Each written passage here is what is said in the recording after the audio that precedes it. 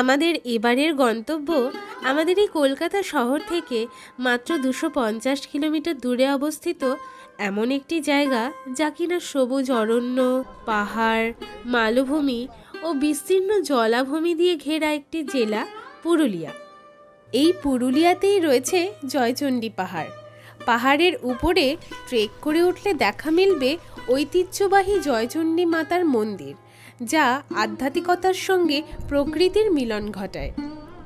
আবার এখানেই আছে গড় পঞ্চকোটের মতন প্রাচীন দুর্গের ধ্বংসাবশেষ, যার ইতিহাস আর স্থাপত্য শৈলী তোমাদের এক সুদূর অতীতের গল্প শোনাবে। চলো তাহলে শুরু করা যাক আমাদের এবারের রোড ট্রিপ পুরুলিয়া। হ্যালো বন্ধুরা, welcome back to Raj the road tipper. আজকে আমরা বেরিয়ে পড়েছি বরন্তির উদ্দেশ্যে। পুজো সবে শেষ হয়েছে, দশমী কালকেই পেরিয়ে গেছে, আজকে একাদশী, আর আমরা রওনা দিয়ে দিয়েছি অলরেডি সকাল সকাল। শুভ বিজয় সকলকে। হ্যাঁ, সকলকে অনেক অনেক শুভ বিজয়ের প্রীতি ও শুভেচ্ছা। আশা করছি ট্রিপটা ভালোই হবে। দেখা যাক এরপর রাস্তায় যেতে যেতে কিরকম কি অ্যাডভেঞ্চার পাই আমরা।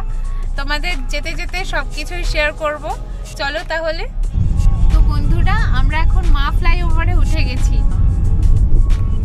একটা সুন্দর ঝকঝকে সকালকে সাক্ষী রেখে আমরা এগিয়ে চললাম এই ব্যস্ত শহর ছেড়ে অনেক অনেক দূরে। ঠিক হলো, প্রথম দিন আমরা থাকবো বরন্তি ড্যামের কাছে একটি সুন্দর রিসর্টে, যার নাম পলাশকুঞ্জ। কলকাতা থেকে বরন্তি লেকের দূরত্ব প্রায় 244 কিলোমিটার। গুগল ম্যাপ বলছে যেতে সময় লাগবে মোটামুটি 5.5 ঘন্টা। আজকের ওয়েদারটি কিন্তু খুবই মনোরম। সুন্দর নীল আকাশ আর তাতে পেঁজা তুলোর মতো সাদা মেঘ ভেসে চলেছে। দেখতে দেখতে আমরা দ্বিতীয় হুগলি সেতু পার হয়ে গেলাম। এই বিদ্যাসাগর সেতু টোল প্লাজাতে এসে তোমরা কিন্তু গাড়ির ফাস্ট্যাগ করিয়ে নিতে পারো। আমরা ICICI ব্যাংকের ফাস্ট্যাগ করিয়ে নিয়েছি। তো বন্ধুরা, আমরা চলে এসেছি আমাদের প্রথম টোল প্লাজাতে। আমাদের এই গাড়িটাতে এখনো কোনো ফাস্ট্যাগ করানো নেই, তো আমরা এখান থেকেই করিয়ে নেব। চলো তাহলে যাওয়া যাক।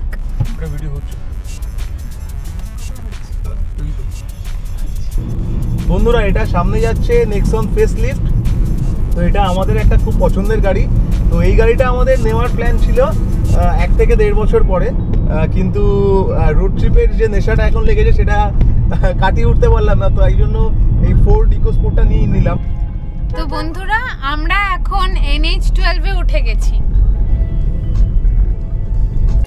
এই NH12 এ ওঠার পরে কিন্তু আমরা ভালো হাইওয়ে পেলাম, প্রপার 6 লেন হাইওয়ে, এবং রাস্তা খুবই সুন্দর।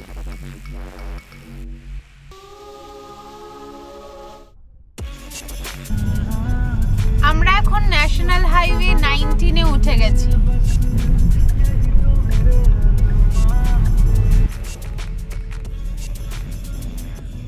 আমাদের এই রোড ট্রিপের সবথেকে লম্বা হাইওয়ে কিন্তু আমরা NH19 পাবো।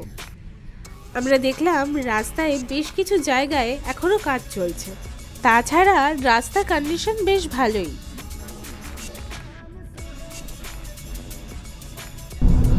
কি ভালো লাগছে, কতদিন পর আমরা একটা রোড ট্রিপে যাচ্ছি আবার। এটা আজকের আমাদের second toll, Dankuni toll plaza.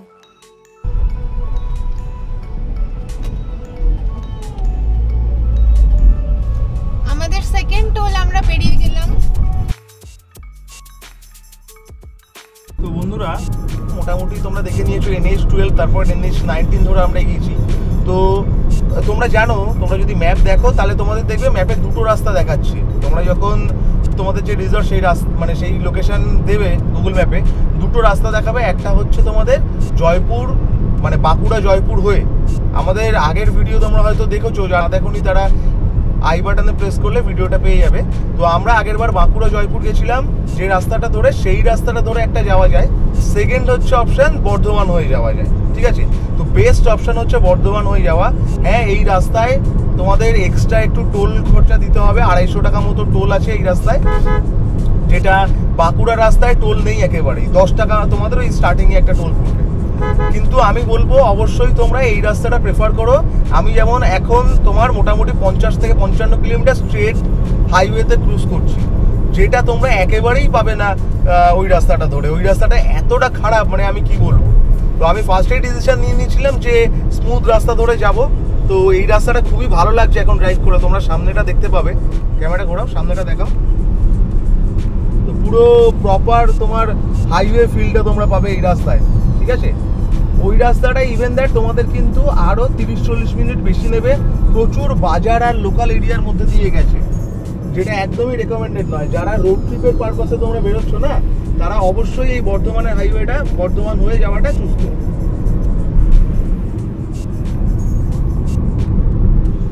তোমার কেমন এক্সপিরিয়েন্স হচ্ছে পূর্বা? ফার্স্ট টাইম এরকম একটা হাইওয়ে দিয়ে আমরা যাচ্ছি, কারণ এর আগে ঘাটশিলাতেও এত লম্বা হাইওয়ে, স্ট্রেট হাইওয়ে আমরা পাইনি, প্লাস বাঁকুড়াতে তো পাইনি, ছেড়ে দাও। আমার তো ভীষণ ভালো লাগছে। ফার্স্ট টাইম আমরা দুজন একা যাচ্ছি রোড ট্রিপে।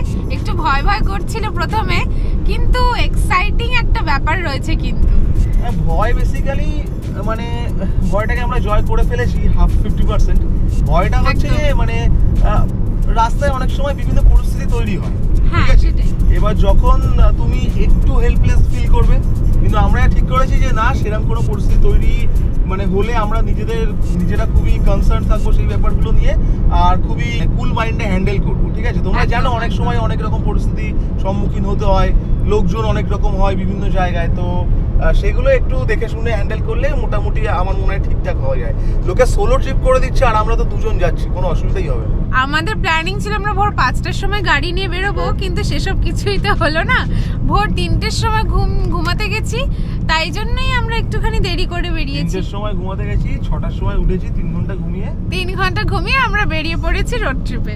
আমাদের তাড়াহুড়ো নেই, মানে আগের ট্রিপে যেমন তোমরা ঘাটশিলার ট্রিপটাতে দেখেছিলে যে আমাদের সাথে আরেকটা গাড়ি যাচ্ছিল, আমার অফিসেরই এক বন্ধু দীপন, ও এক্সপ্রেসও নিয়ে গেছিল। তো ও তো আলাদাই মুডে চালাচ্ছিল, তোমরা দেখেছো গাড়িতে, আমরা বলেছি।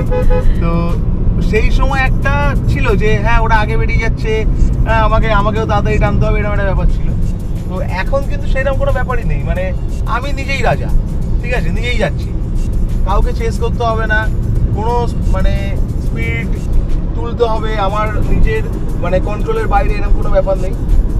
একদম এই জিনিসটা ভালো অনেক, মানে তুমি তোমার নিজে একা একা যাও, নিজের মতো করে যাও। আমি তো বলবো যে যদি কেউ কোনো গ্রুপের সাথেও যাও গাড়ি বা বাইকে, কোনোদিন কেউ কাউকে ফলো করো না, হাইওয়েতে নিজের মতো যাও, দিয়ে একটা পয়েন্টে গিয়ে তারা মিট করো। তোমরা কোনো একটা ধাবা চুজ করে নাও যে হ্যাঁ এই ধাবাটায় গিয়ে তারপর মিট করছো, সেটা অনেক বেটার।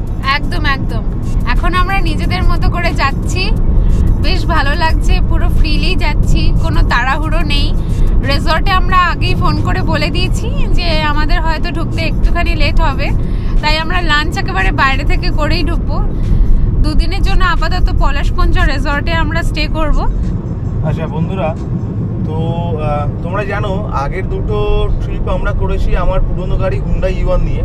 তো তারপরে তোমরা দেখেছো যে আমি একটা নতুন না, একটা ভালো গাড়ি খুঁজছিলাম অনেকদিন ধরে, যে আমরা যেহেতু লং ড্রাইভে যাই তো একটু সেফটি দরকার, এয়ার ব্যাগটা মিনিমাম দরকার।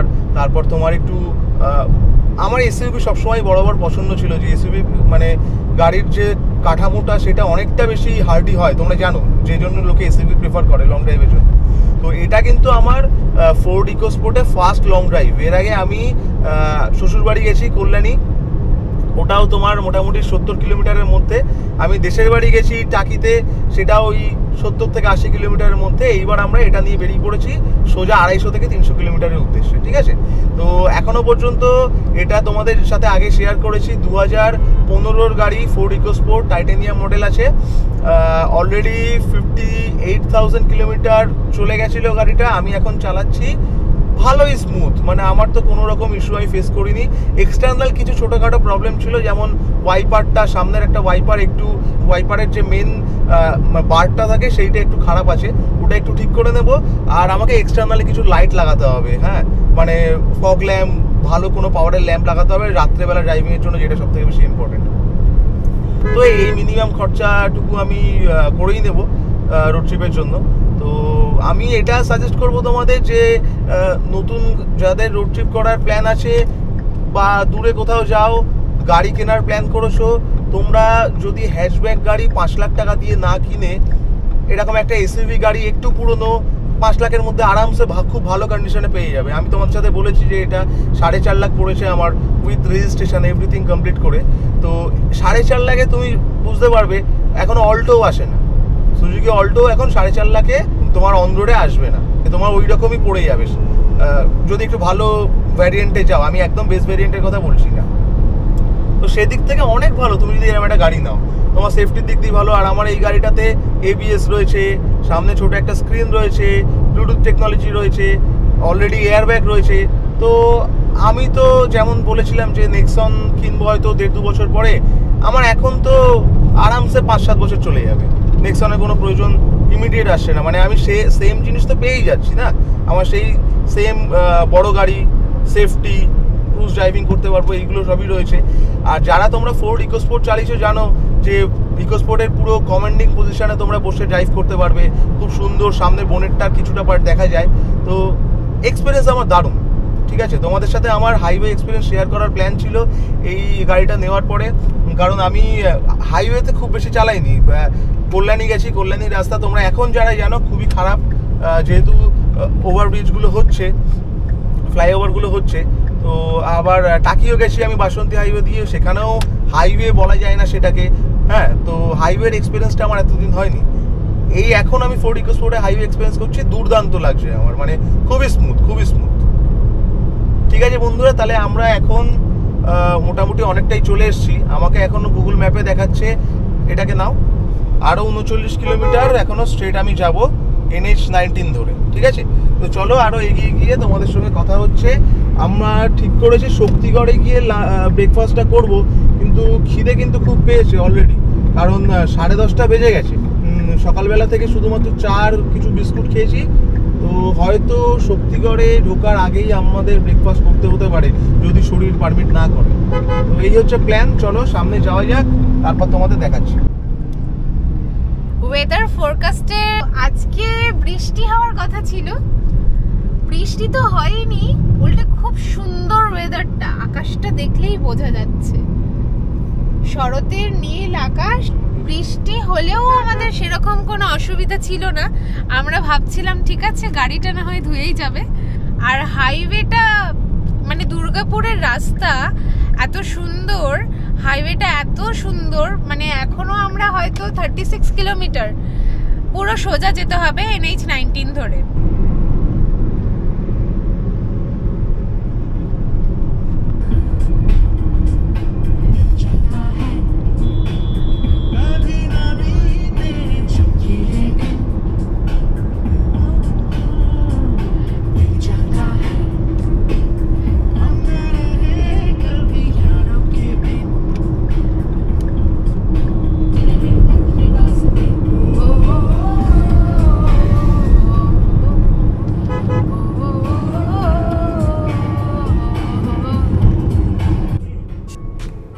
আমাদের কাছে রোড ট্রিপ মানে হলো অফুরন্ত মজা, হাসি, গান আর মন খুলে প্রকৃতির সৌন্দর্য উপভোগ করা।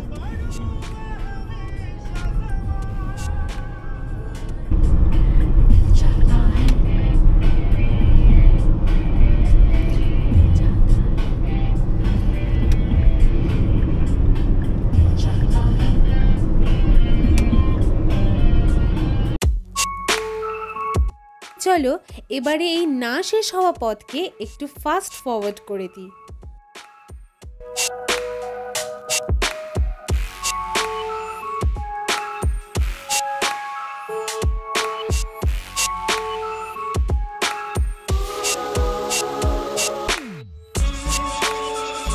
শরতের নীল আকাশ, সামনে সোজা রাস্তা, চলেছি আমরা শক্তিগড়ে করতে যে ভালো নাস্তা।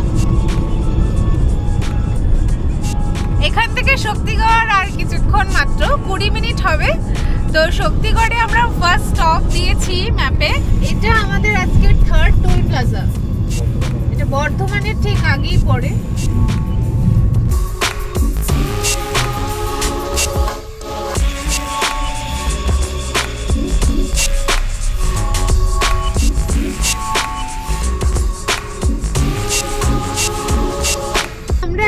শক্তিগড়ে পৌঁছে গেছি।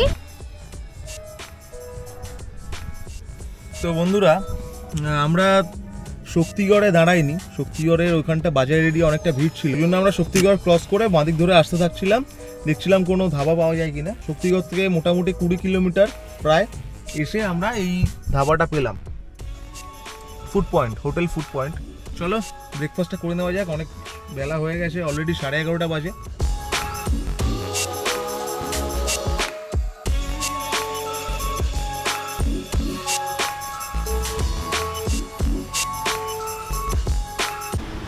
বন্ধুরা, আমাদের ব্রেকফাস্ট চলে এসছে। তো আমরা আপাতত শুধু আলুর পরোটা নিয়ে নিয়েছি, তো আলুর পরোটা আর চা দিয়ে আমরা ব্রেকফাস্ট করছি।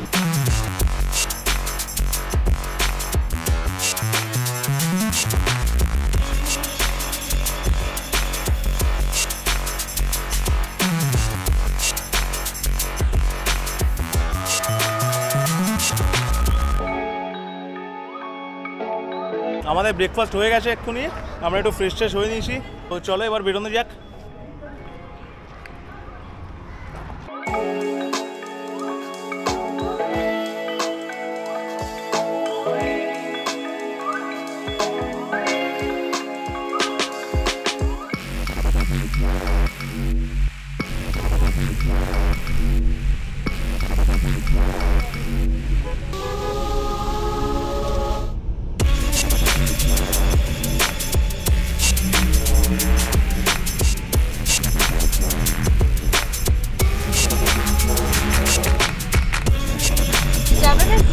দুর্গাপুর 24 কিলোমিটার। ব্রেকফাস্ট সেরে আমরা আবার রওনা দিলাম আমাদের গন্তব্যের উদ্দেশ্যে। আমাদের বাড়ি থেকে আমরা চলে এসেছি প্রায় 130 কিলোমিটার, আর এখান থেকে আমাদের রিসর্ট পলাশকুঞ্জের দূরত্ব আরও 120 কিলোমিটার মতন।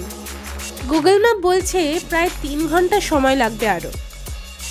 রাস্তার দুই পাশের মনোরম দৃশ্য দেখতে দেখতে আমরা ছুটে চললাম আমাদের গন্তব্যের উদ্দেশ্যে।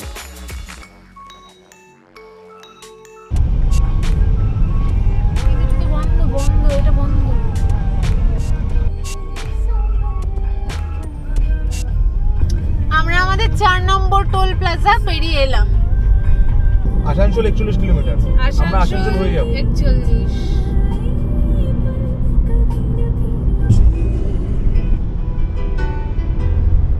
রোদের আলোরে যত তীব্রতা আছে,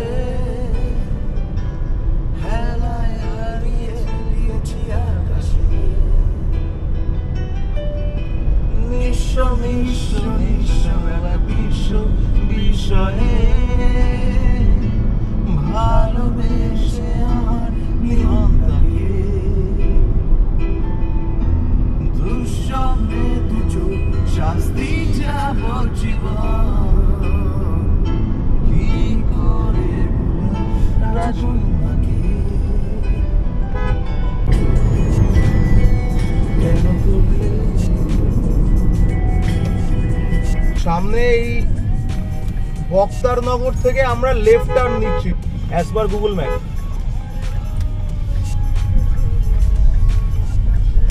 এই লেফট টার্ন নিয়ে নিলাম।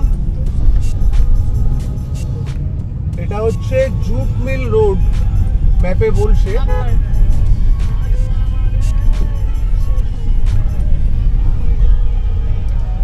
তো অনেকক্ষণ আমরা হাইওয়ে পেয়েছি, এইবার একটু অফরোডিং। চলো এবার মনে হচ্ছে প্রকৃতির সবুজের মাঝখানে ঢুকছি আমরা।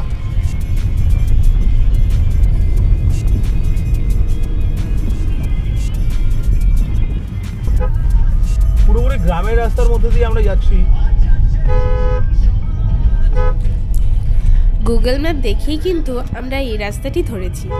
এছাড়া আরও কোনো অল্টারনেটিভ রাস্তা আছে কি না তা জানি না। তোমরা যদি জানো তাহলে কমেন্ট করে অবশ্যই আমাদেরকে জানিও। এই রাস্তাটি কিন্তু বেশ ন্যারো এবং একদম পাড়ার মধ্যে দিয়ে গেছে। হতে পারে এটা কোনো শর্টকাট, যদিও আমাদের তেমন কোনো অসুবিধা হয়নি।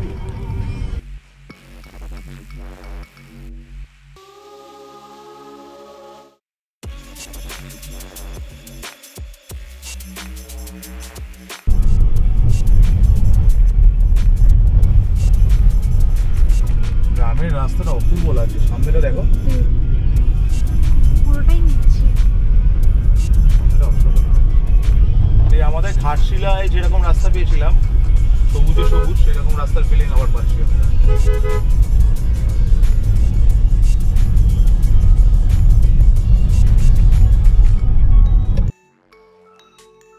এখানে গাছের ছায়ায় আমরা 5 মিনিটের একটি ব্রেক নিয়ে নিলাম।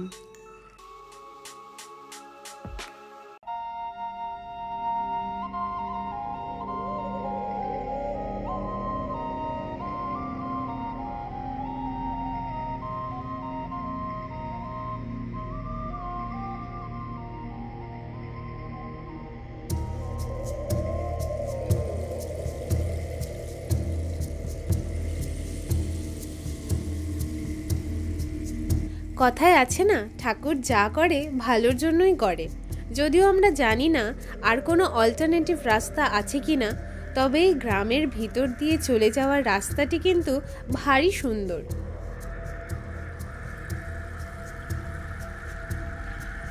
প্রকৃতি যেন আমাদের 2 হাত বাড়িয়ে কোলে তুলে নিয়েছে। তো বন্ধুরা, এবার আমরা মেচিয়া সেতু দিয়ে দামোদর নদী ক্রস করছি। জল শুকিয়ে চড়া পড়ে গেছে দামোদর নদী। হ্যাঁ,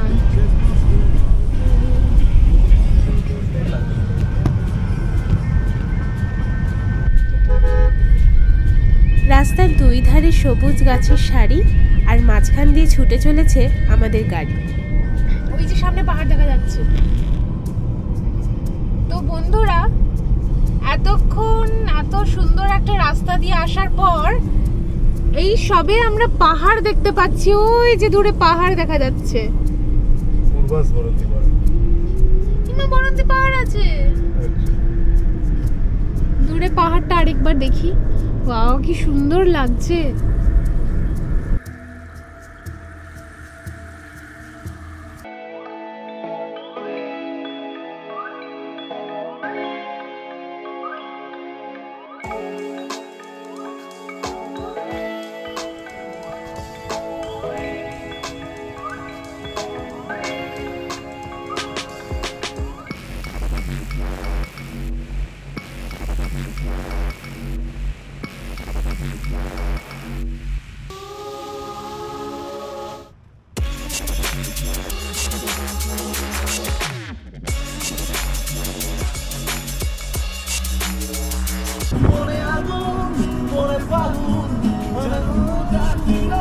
ডান দিকে দেখো, ডান দিকে দেখো।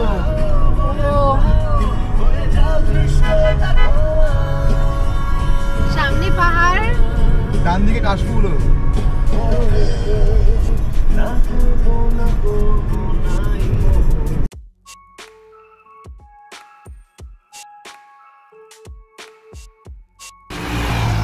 তো বন্ধুরা, 3:15 আর আমরা অলরেডি চলেই এসেছি। আর 20 কিলোমিটার মতো বাকি আছে পথ আমাদের রিসর্ট অবধি। তো আমরা দুপুরবেলা যেহেতু ওখানে খাবার কথা বারণ করে দিয়েছি, আমরা রাস্তাতেই একটি হোটেল খুঁজে নিয়েছি। তোমাদেরকে দেখাই, এই যে। তো এই হোটেলটি, এখানে আমরা গাড়ি পার্ক করেছি। আশেপাশে বেশি কিছু নেই, গ্রিনারি বলতে পারা যায়, একদম ফাঁকা রাস্তা। আর এই ছোট্ট হোটেলটি রয়েছে, এটি হোটেল কাম হোমস্টে।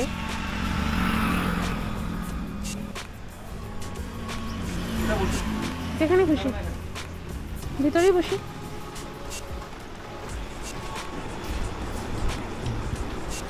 এখানে বসি।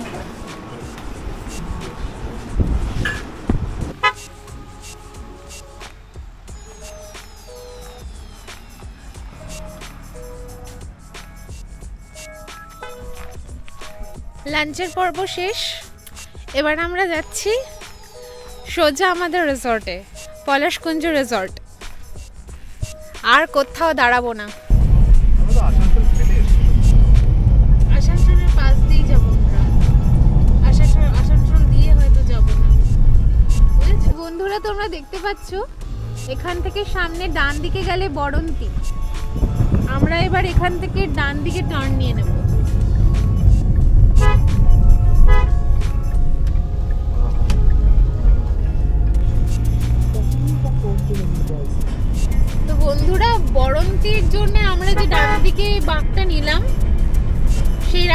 ঢোকার পর থেকেই এরকম ছোট ছোট টিলা আর পাহাড়ের মতো জায়গা দেখতে পাচ্ছি, চারিদিকে খালি সবুজ আর সবুজ।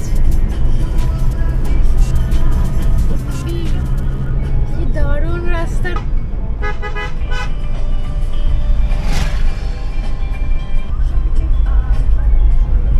ওয়াও ওয়াও ওয়াও,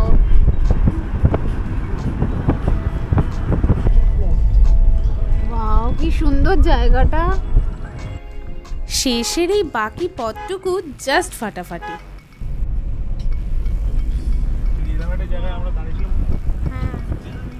পরন্ত বিকেলের রোদ, সূর্য প্রায় অস্ত যাওয়ার পথে। তো বন্ধুরা, আর মাত্র 5-7 মিনিট বাকি আমরা আমাদের রিসর্টে পৌঁছাবো। এবার ব্যাপারটা হচ্ছে, আমরা তো এই থেমে থেমে থেমে থেমে রেস্ট নিতে ফটো তুলতে আসছি, 4:10 হয়ে গেছে।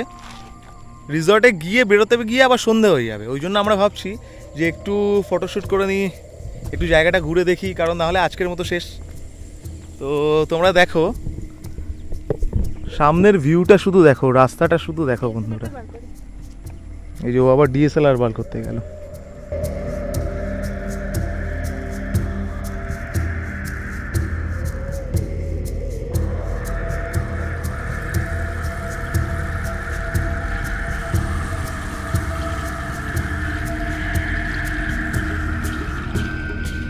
শহর থেকে 100 কিলোমিটার দূরে এই সবুজ ধানক্ষেত আর ওই দূরে পাহাড়ের কোলে অস্তগামী সূর্যের শোভা যখন দেখি, তখন মনে হয় এই জীবন সার্থক।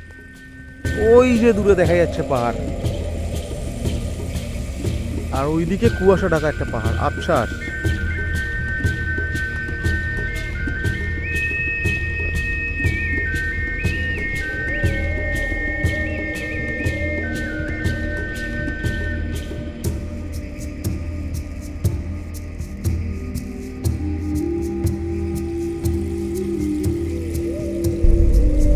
এত বড় পাহাড়টা ক্যামেরায় কত ছোট্ট লাগছে।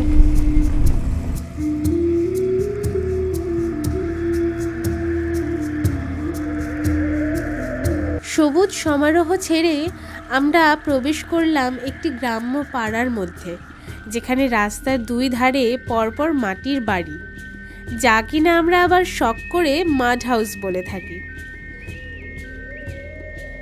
মাঝে মাঝে দেখা পেলাম বিভিন্ন রিসর্টের, তবে এগুলো কিন্তু বরন্তী ড্যাম থেকে বেশ খানিকটা দূরে। এই যে আরণ্যক রিসর্ট আছে এখানে।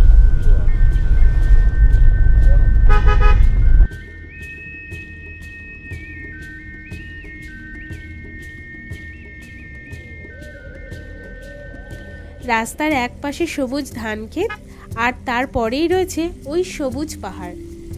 পরন্ত বিকেলের আলোয় কি অপূর্বই না লাগছে, তা কিন্তু ভাষায় প্রকাশ করা একেবারেই সম্ভব নয়।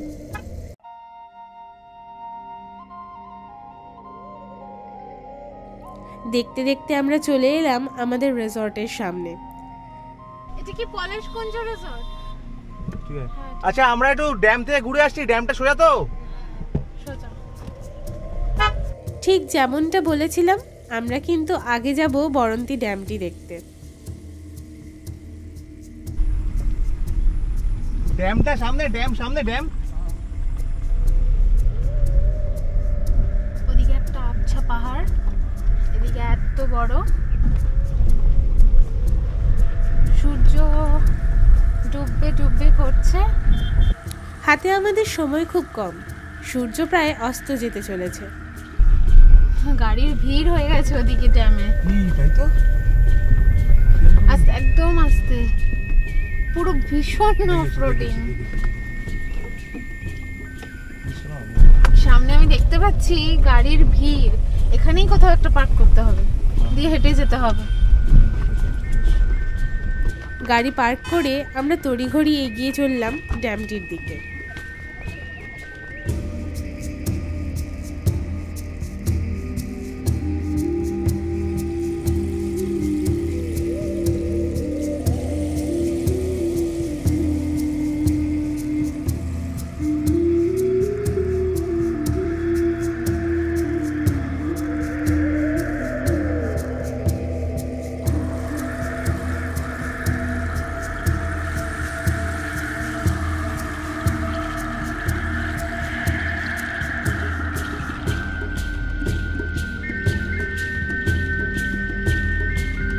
এটা হচ্ছে সানসেট ভিউ পয়েন্ট।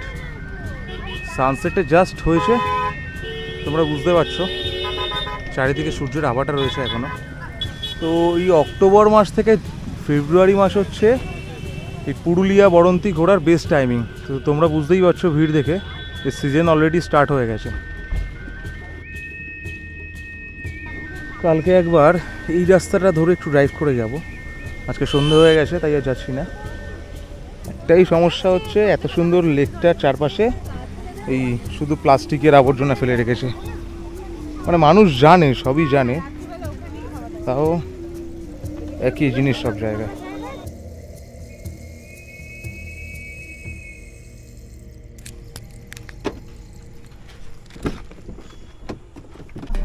তো বন্ধুরা, আমরা বরন্তি লেক থেকে ফিরে সোজা ঢুকে যাব এখন আমাদের রিসর্টে, পলাশকুঞ্জ রিসর্ট।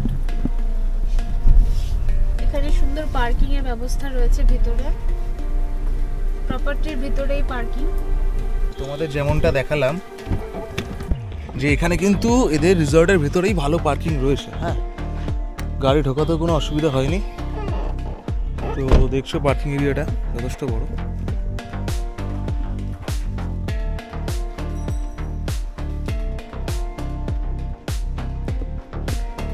গাড়ি পার্ক করে আমরা চললাম চেক ইন করতে।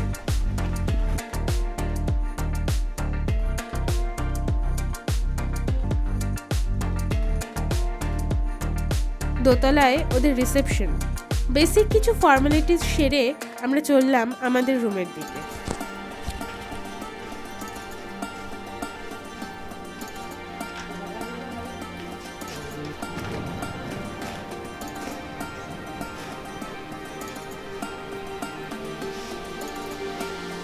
বন্ধুরা, তো তোমরা দেখলে এটা আমাদের আজকে স্ট্যান্ডার্ড রুম, আমরা ডিলাক্স পাইনি, কিন্তু স্ট্যান্ডার্ড রুমও কিন্তু খুব খারাপ নয়। আমি যা বলবো, সব থেকে এক্সাইটিং ব্যাপার হচ্ছে এই ভিউটা। এখানে আলাদা করে একটা বসার জায়গা দিয়েছে ওরা, এরকম একটা লেদার কাউচ, আর এই দিকের ভিউটা জাস্ট জানলাটা খুললে বুঝতে পারবে। জানলাটা খুলে জাস্ট এই দিকের ভিউটা এবারে গ্রাউন্ড ফ্লোর থেকেও যে এত সুন্দর ভিউ আসতে পারে এটা এখানে না দেখলেই বোঝা যাবে না। তো আমরা ফ্রেশ হয়ে নিই, সেই সকালে বেরিয়েছি। যদি আমরা একেবারে ঘুরে না আসতাম বরন্তি লেকটা, আমরা এই সময় আর বেরোতে পারতাম না। চলো ফ্রেশ হয়ে একেবারে চা হাতে করে তোমাদের সাথে দেখা হচ্ছে। বন্ধুরা, আজকের ভিডিওটা এখানেই শেষ করছি। প্লিজ তোমরা কমেন্ট করে জানিও এই ভিডিওটি তোমাদের কেমন লাগলো, আর ভালো লাগলে লাইক এবং সাবস্ক্রাইব করতে ভুলো না। আর তোমাদের অ্যাডভেঞ্চার প্রিয় বন্ধুদের সঙ্গে শেয়ার করে এই শীতেই কিন্তু একটা রোড ট্রিপ প্ল্যান করে নিতে পারো। আমাদের পুরুলিয়ার রোড ট্রিপের দ্বিতীয় পর্ব নিয়ে খুব শিগগিরই ফিরছি। ততক্ষণ পর্যন্ত ঘুরতে থাকো, মজায় থাকো।